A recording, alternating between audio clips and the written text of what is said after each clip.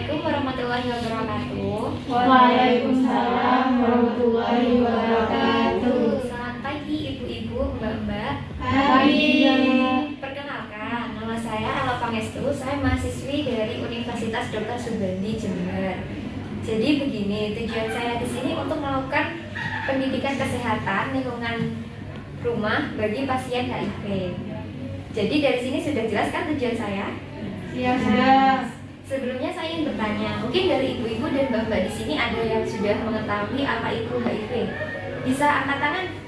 Silakan. Kalau saya Mbak, Iya. penyakit Dengan mbak siapa dulu? seksual. Dengan Dengan Mbak Zahra. Mbak Zahra. Ya. Ya baik, jadi yang sudah disebutkan Mbak Zahra ini sudah benar terkait HIV, tapi saya akan menyempurnakan ya Mbak ya. Iya. Nah, jadi HIV itu merupakan Human Immunodeficiency Virus. Virus ini menyerang sistem kekebalan tubuh sehingga menyebabkan sistem kekebalan tubuhnya menurun.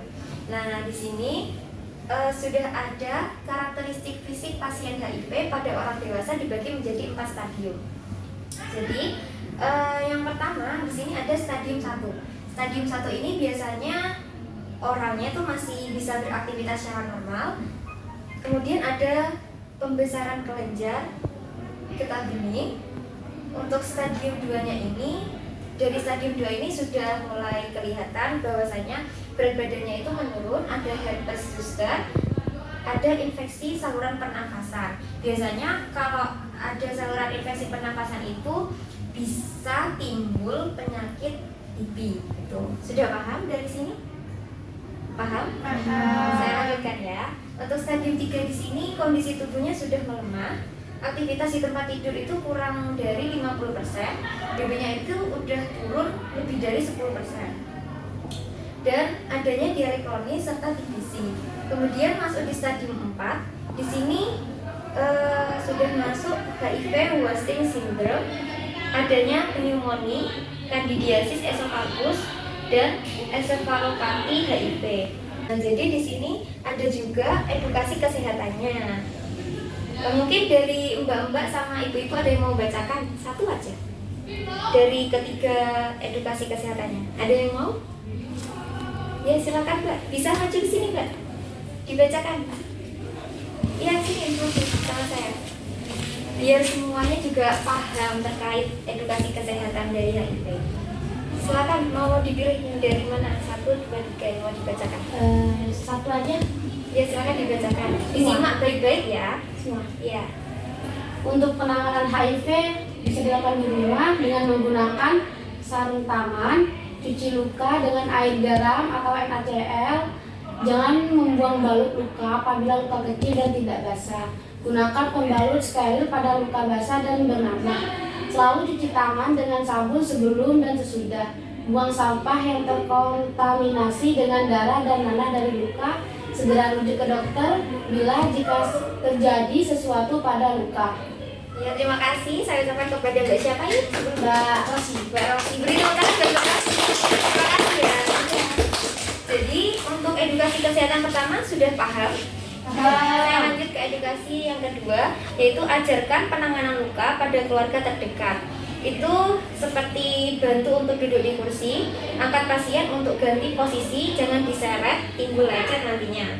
Biasanya kan kalau orang terkena HIV itu kan banyak luka ya, kalau diseret itu nanti malah terkontaminasi sama virus-virus yang di luar. Kemudian ada yang ketiga, suruh gerak badan di tempat tidur jika memungkinkan. Yang keempat, ganti posisi setiap 1-2 jam, gunakan bantal atau guling untuk menahan posisi. Yang kelima, jaga kebersihan tempat tidur dan usahakan kering, jangan lembab ya. Kemudian yang keenam, periksa ada kerusakan kulit atau tidak. Yang ketujuh, taruh bahan empuk di bawah badan. Kemudian saya lanjut yang ketiga, prinsip universal precaution TBC pada keluarga. Yang pertama, menggunakan masker, sudah tentu. Yang kedua, menutup mulut saat batuk menggunakan siku. Sudah bisa kan? Sudah ada yang tahu kan menutup dengan siku bagaimana? Sudah. Kemudian yang ketiga, jaga sirkulasi udara dalam ruangan. Yang keempat, bedakan alat makan pasien dengan alat makan keluarga.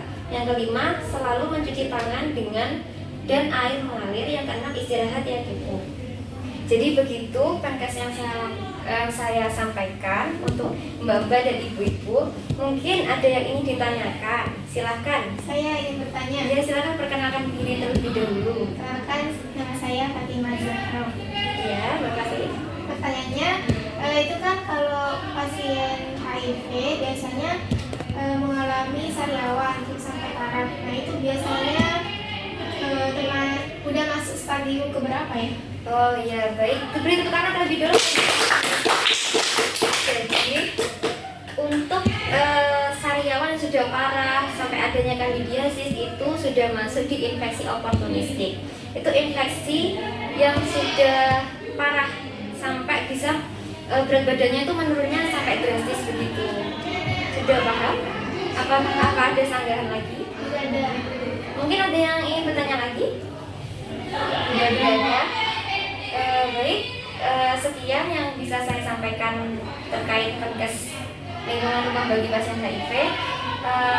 Saya Ella Pangestu pamit undur diri. Mohon maaf apabila ada salah kata. Saya akhiri untuk pertemuan hari ini. Wassalamualaikum warahmatullahi wabarakatuh. Waalaikumsalam.